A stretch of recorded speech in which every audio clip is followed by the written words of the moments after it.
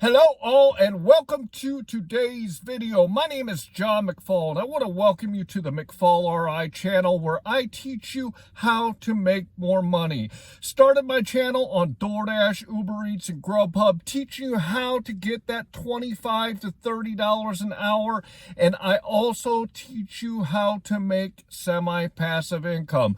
That's what this video is about today. I want to talk to you about how you can start your own blog and you can get 100,000 views a month on your blog once you get it going and once you have laid a good foundation. Before we get into the topic, I do want to tell you about a great tool that I use every time I upload a video to YouTube. This tool is called TubeBuddy, and if you have a YouTube channel or you're thinking about making one, this is a great tool that you can use yourself to help increase the viewers, subscribers, and just get more people in front of the videos that you're throwing out there. So I'm going to throw up a quick video so you guys can take a quick look at it. Whether you're looking to improve an existing YouTube channel or you're starting out fresh, TubeBuddy can help. This Google Chrome extension is a safe, convenient way to grow your following. SEO tools help you choose keywords to maximize visibility, while analytics give you precise insights into your channel's progress. You can edit thumbnails and descriptions en masse, or post videos to your Facebook without having to leave the site. It can even audit your content to help prevent devastating demonetization. You can try TubeBuddy for free, but some features require a monthly subscription. Click the link below to learn more. I put a link down here in my description if you want to go check it out for yourself. I will tell you that if you do get a paid version, I do make a small commission on it. However, the great thing about TubeBuddy is that you can use it for absolutely free for as long as you want. However, if you grow your YouTube channel and you start making money from your channel, you can use that money to get the paid versions of TubeBuddy, and they will help you do even more because they got a lot of great tools. It is something that you can use to do really well on YouTube. So go check out that link.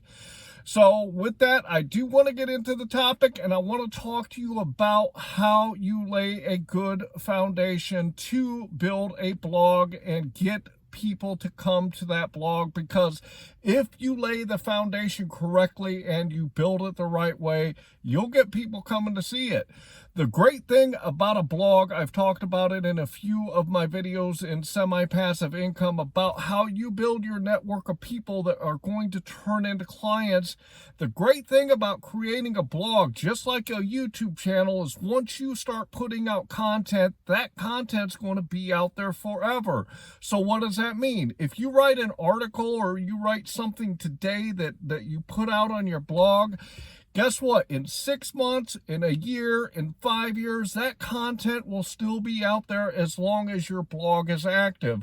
So what happens is you do the work today, and 6 months or a year or maybe 5 years from now, somebody comes upon that blog, they read the content, they like the content, and they might become a client. So this is a great way to start building your semi-passive income, because once you do the work, you don't ever have to do it again.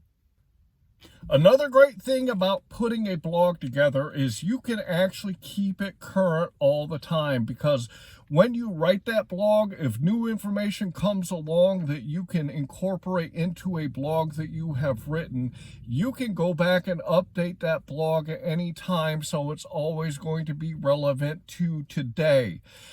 You can also use Google Analytics. You can attach Google Analytics to your blog because it is a website, and you can really keep track of the numbers so that you can see exactly who's coming to your blog and what's happening once they get there, because it will track all the links that you have on it and show you everything that you need to know to make sure you're headed in the right direction.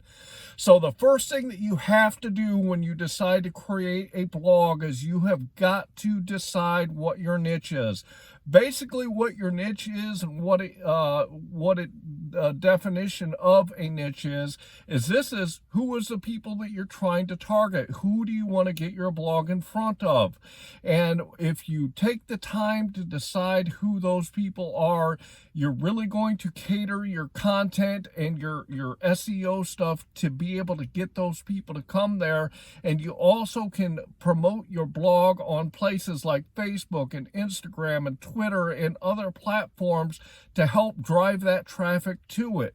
The next thing that you really need to focus on is you really need to focus on the name of your blog, and you want to come up with a name that is resounds what your blog is about and what you're trying to teach people. Other people create blogs and they use their own name because they want to build a personal brand around their blog, so using your personal name isn't a bad idea either. However, if you want to come up with a good name for your blog, come up with something that's relevant to what you're trying to teach people, because that in itself will help drive people to the blog in the first place. Once you've decided your niche and you've come up with your name, the next thing you should do is actually go out and get your own domain.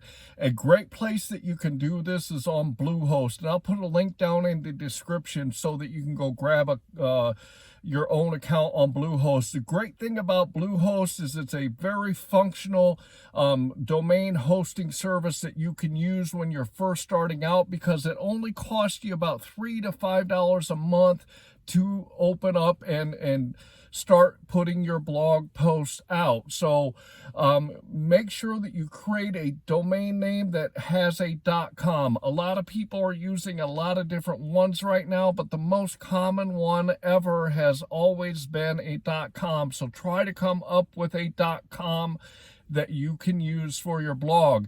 A great thing that you should do also is make sure that the name on your website address is the same as the name on your the blog that you're starting, so everything coincides and everything is going to be the same.